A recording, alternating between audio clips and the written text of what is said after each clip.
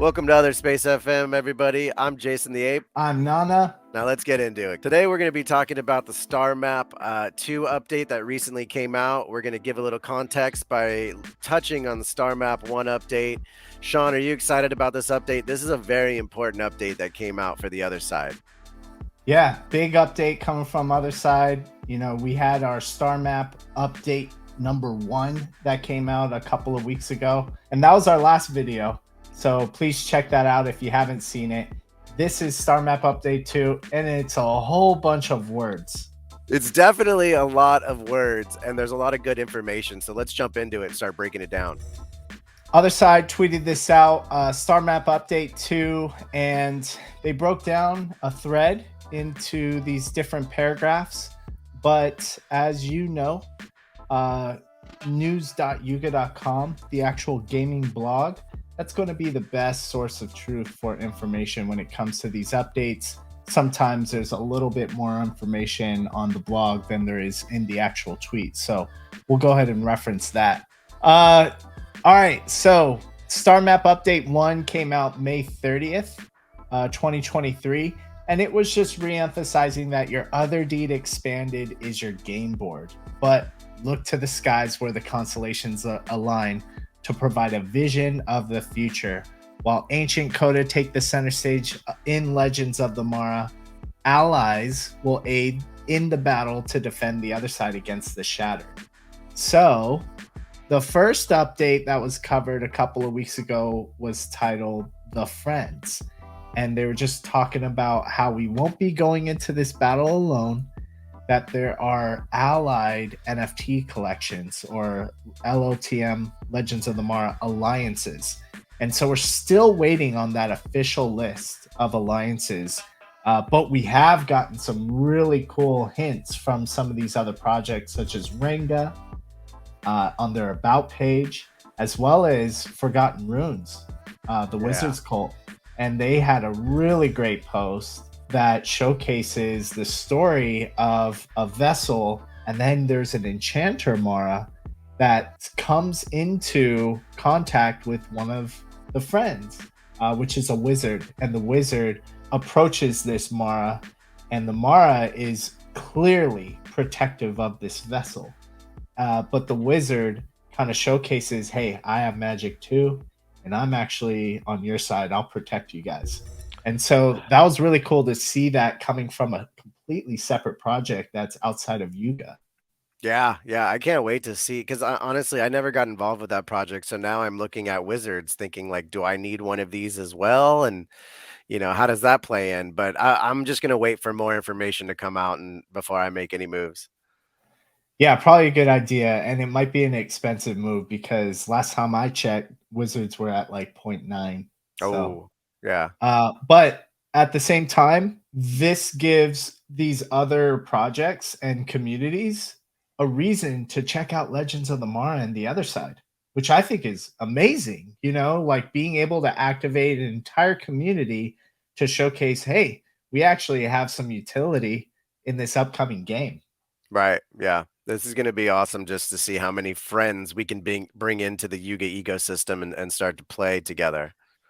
Yeah, 1000%. So StarMap Update 2, it's pretty lengthy. So that's why we want to break it down into chunks. Both Jason and I will give you our insights and takeaways from it, especially coming after our last Twitter space where we had guest host Nash help us break down with the community. And we got some really great insights from the community there. Yeah, so, and another thing to just touch on real quick is every time these posts come out on Twitter, someone in the community spearheads a conversation in the Discord based on that topic. And you guys did that recently, and it had a great turnout. So everyone out there, every time you see a post, feel free to look for the Other Space FM Discord, because more than likely there's going to be an active conversation going on breaking down that particular post. Yeah, that's one of our goals, is to really try and get some sort of session where we can break down the latest update and take the information and really see how it connects with us as a community. So yeah, thanks for that, dude. So StarMap Update 2. Starting with season 1 of Legends of the Mara, each element of gameplay that Voyagers participate in is connected to the larger metagame ecosystem. As mechanics and the LOTM ecosystem evolve and expand, strategies and gameplay meta will ultimately change as well. Right there, I'd love to get your take on what they mean by the larger metagame ecosystem. Yeah, so I mean, this tells me that Legends of the Mara ties into whatever they're building in the other side gameplay as well, with that being the larger metagame ecosystem, right? So this part and that part coexist together and work together in some capacity, and it seems like an important capacity when it references that it's going to evolve and expand and have strategic, gameplay mechanics. So not only is it important, but it's going to play into a larger part of the other side in some capacity. Yeah, I agree, man. I thought this was really interesting to hear this language because I don't think we've heard it in the blog at all before as them referring to it as a larger metagame ecosystem. And to me, that kind of relates to all these different NFTs that's like all over the blockchain, having some sort of way that they can play with each other and interact. Hmm. And I think it speaks to the interoperability principle that other side is really trying to embrace. So such as the friends, the very first part of the StarMap update, but also that there's a capped supply for some of these resources such as sediment fragments. There's a global supply of it. So as people make decisions and do certain things, well, that has effect on everyone else. If there are people that are really farming a whole bunch of biogenic swamp fragments, and they are not necessarily releasing, like feeding it to a Kodamara or feeding it to a Mara to create a Kodamar, then that potentially limits the global supply, because as soon as they feed it, it actually launches back into this global supply. Right.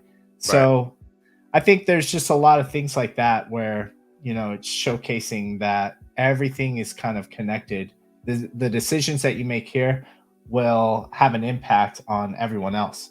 I like The I like that they did that because honestly, without that kind of game structure, that's what the fear of a whale sits in, But now Mhm. thinking like they have some kind of game regulation, almost how nature would regulate itself in a sense. Like Mm, it seems a little bit more fair in that capacity because it becomes strategic. yeah, no, that's a good analogy. All right, so the shattered attacks, and this is coming from that bottom piece of the star map with the Roman numeral number 2. So in season 1, the shades fight to constrain the shattered, preventing them from unleashing their full powers and preventing them from fully manifesting on the other side. While some shades sought refuge in hospitable vessels, others banded together to protect the other side until the arrival of the Mara. But as Voyagers begin to understand the best ways to subdue the shattered, the Shade's ability to constrain them begins to fade. See, this is where the confusion in the community sets in. Is this is very narrative based. You can tell Yuga knows the story they're telling, but we don't know what that means. So, from an outsider, it becomes confusing as like, what is a shade fighting the constraint of the shattered, and what does that all mean, right? So, let's take a little bit time, Sean. What do you think that means, and let's digest it a little bit. Well, so the Shades are these spirits that are on the other side, and these are the Shades that ultimately inhabit one of the vessels. This can be found on lotm.otherside.xyz. And they even say shades find vessels. During the shower, the glowing obelisk wakes the shades. These spirits glide across the landscape, each one claiming a vessel for shelter. Some vessels are more hospitable than others, those that reject their shelter seekers and rupture can become corrupted. Handle them with extreme caution. So when it says something like, in season one, the shades fight to constrain the shattered's coming, right? And they're trying to prevent them from fully manifesting and unleashing their full powers. So what's interesting is some shades sought refuge in hospitable vessels. So maybe Right. that is the act of when Legends of the Mar begins, and as someone who has a Ah, other deed, we have the our first decision is what vessel should we be nesting, right? yeah. And so some of those shades are going to find those vessels, right? While other shades banded together to protect the other side until the arrival of the Mara. The arrival of the Mara apparently is when the shade meets the vessel, it nests, and then it hatches into a Mara. So while those vessels are nesting, right?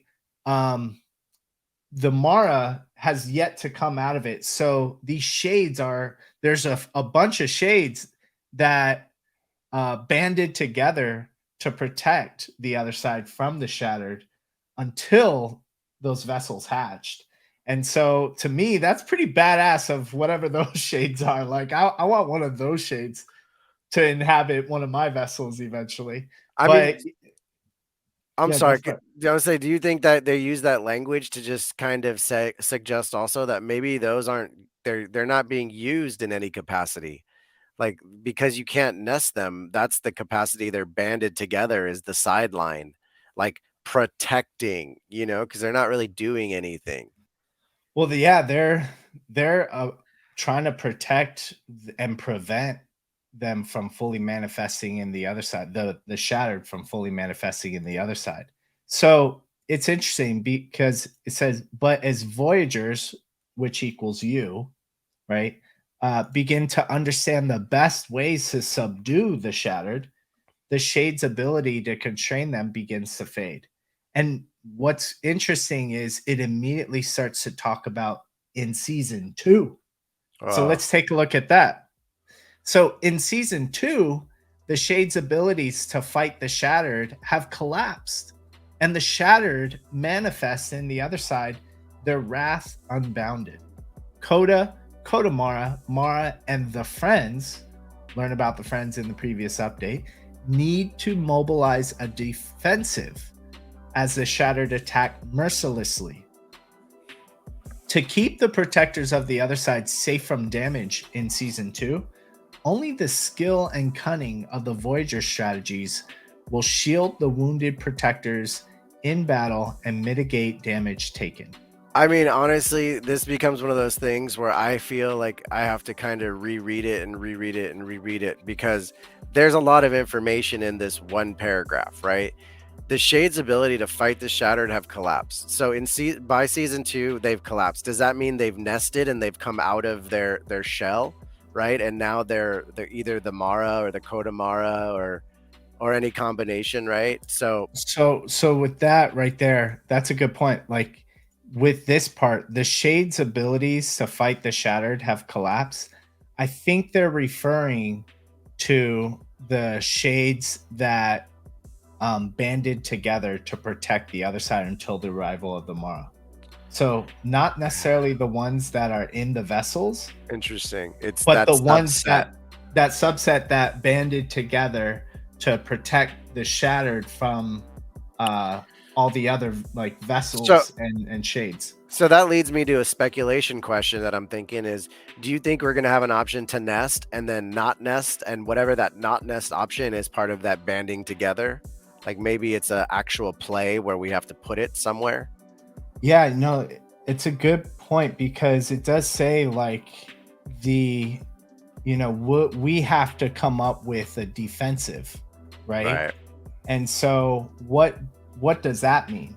And I think that's kind of what we'll be acting on. And also just referring back to update number 1, which had everything to do with the friends.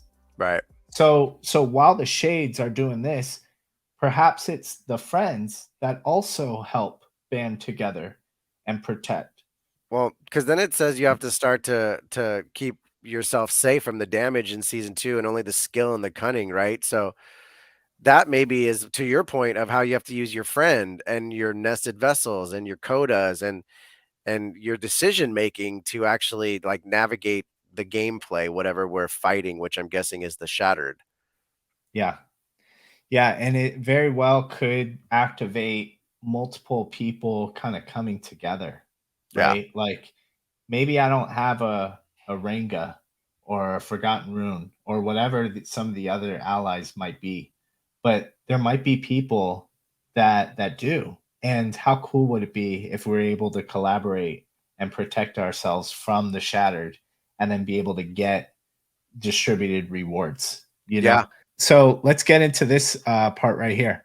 In both season 1 and season 2, Voyagers join the fight by strategically equipping slots and hit points, HP, on a game card. When a card's HP has been exhausted, Voyagers can wait for them to recover over a cooldown period or use other means to heal sooner, regain HP, and get back in the fight.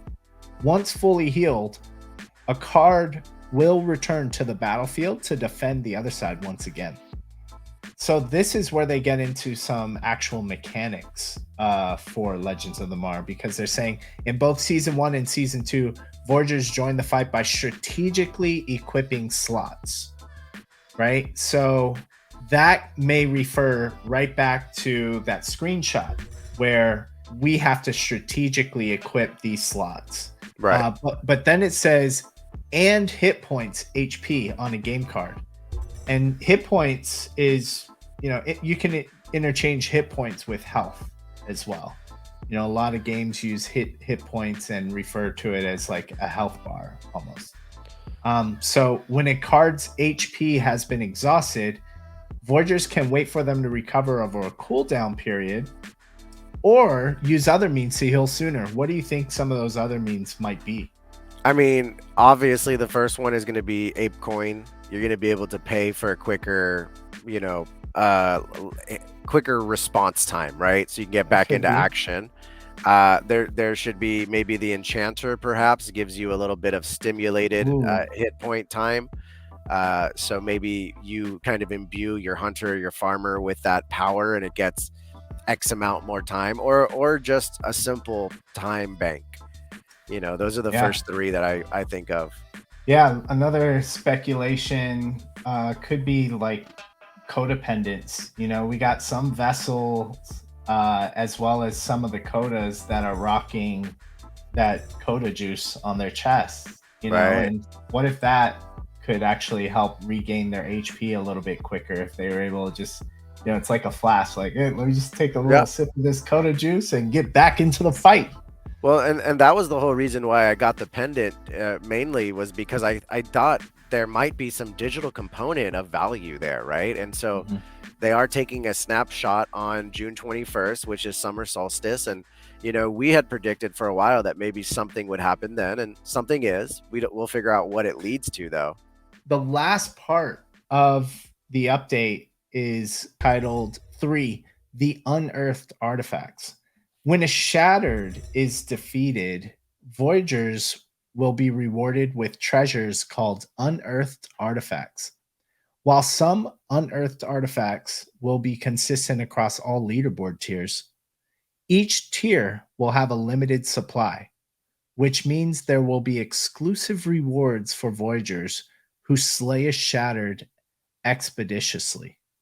Some of these treasures will be utilized to enhance a Voyager's gameplay within Legends of the Mar, while others will aid the friends. Yeah, like when a Shattered's defeated, Voyagers are going to be rewarded with these treasures called Unearthed Artifacts. So that must be what that loot box was, in the screenshot. Right. And inside that shattered loot, we get these unearthed artifacts. And so what they're saying is the unearthed artifacts, these treasures, will be consistent across all the different leaderboard tiers. And so the leaderboard tiers is broken down by environment tier. So if you have an environment tier 1 deed, that's going to be a leaderboard. If you have an environment tier 2, 3, 4, and 5, each of those will have a separate leaderboard for those tiers. So whatever deed you have and whatever environment tier it is, that's the leaderboard that you're competing with. And they're saying these unearthed artifacts will be consistent across all of those tiers, but each tier will have a limited supply. Oh, that's interesting. That makes Um, sense, and that's really nice of them to kind of give the holders a sense of fairness, right? Like if I have a tier 1, I'm not competing with a tier 5. I'm just competing with tier 1. Uh, and that makes the gameplay definitely feel much more fair. yeah, and they're also saying like what I'm reading from this is that there's even though there's going to be potentially a higher supply for environment tier 5 of rewards, um, that you can still get some of those rewards on each level of those tiers. So, when you look at the deed floor right now, many of them are environment tier 1. Hmm. I think that's cool because you still get a fair shot at getting some of these rewards so long as you fight the shattered and beat them expeditiously. You have the So, skill. Yeah, you need the skill when you go to a level 1 more than maybe you need at a level 5. yeah, and they're also saying, each tier will have a limited supply, which means there will be exclusive rewards for Ooh. voyagers who slay a shattered Ooh. expeditiously. That's interesting because I didn't know how to read that in terms of, are there exclusive rewards for environment tier 5 that we couldn't necessarily get? I think if that's the case, that contradicts it's going to be consistent across all leaderboard tiers.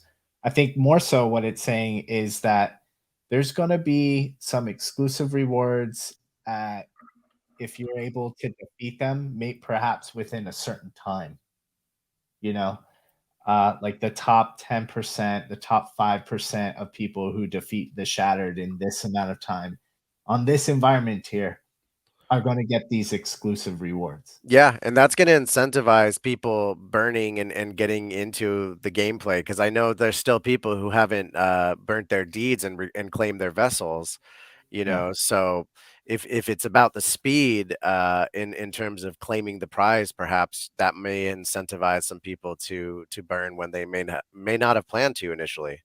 So I like the gameplay thinking that you guys creating here for us. And this update has been really fun to break down. And I think a lot of the visuals that we're going to have shown throughout the video is really going to be helpful to people along the way because there's a lot of words here and they're all like important words. So to just get it thrown by Yuga without any visuals, as many of us are visual people, we're going to continue to do stuff like this as we get updates where not only will we break it down collectively with the community that's actively growing in our Discord and other Space FM on our weekly Thursday 11 a.m. Pacific Standard Time show, but we're going to continue to offer different sorts of content like this. Yeah, and I think one last piece is some of the treasures. Some of these treasures will be utilized to enhance the Voyager's gameplay within Legends of the Mara, while others will aid the friends. Yeah. And so I think this is cool because perhaps there are specific rewards, for people who are being able to help out as a friend. To me, it kind of goes back to, if we were to collaborate and let's say someone else in the community, maybe that doesn't have a deed, but they have one of these ally NFTs and could potentially help out protect protect my deed from the shattered, there may be exclusive rewards that can be distributed to any of the friends Oh. that that are helping out. Like And what happened with the helmet, right? yeah, like a really good example, they got a relic for it or something along those lines. So yeah, that could very well be the case. But It makes me think about, like, is there something that's incentivizing people that don't own a deed to actually participate in this gameplay? And if you do participate, it's not just going to benefit the deed owner, right? With some sediment fragments that may or may not necessarily be worth it to a friend, Right. but maybe there's something else that the friend uh, would would benefit from. And I think that's kind of what it's saying. And it also makes me think about, like, trustless distribution. Right. Should we have any of this participation where it's not up to me to distribute? Hey, since you helped me out, I'll give you this. Right. Like, same thing with the other side relic with the Team Glacia helmet. It was distributed directly to the friend that had the guest pass that connected their wallet. you And know that's one of the things we talked about in the time when we saw that mechanic happen and we went, "Oh, they're gonna use that for something else in the future," you know? So it makes sense as almost like a test, and then we get to actually perhaps, we will be rewarded and our friends will be rewarded just as, as a matter of fact in the moment when that accomplishment is achieved. So that's the update. Really appreciate you all tapping in. We'll continue to send out content that helps you break down the updates and develop your other side strategy. In the meantime, join us in the Discord. You can also check out our new website, otherspace.fm, where there's a Discord link on there. Awesome, guys. Thank you so much. Everyone have a beautiful day. Make sure to like and subscribe if you haven't already. All right, Peace. peace.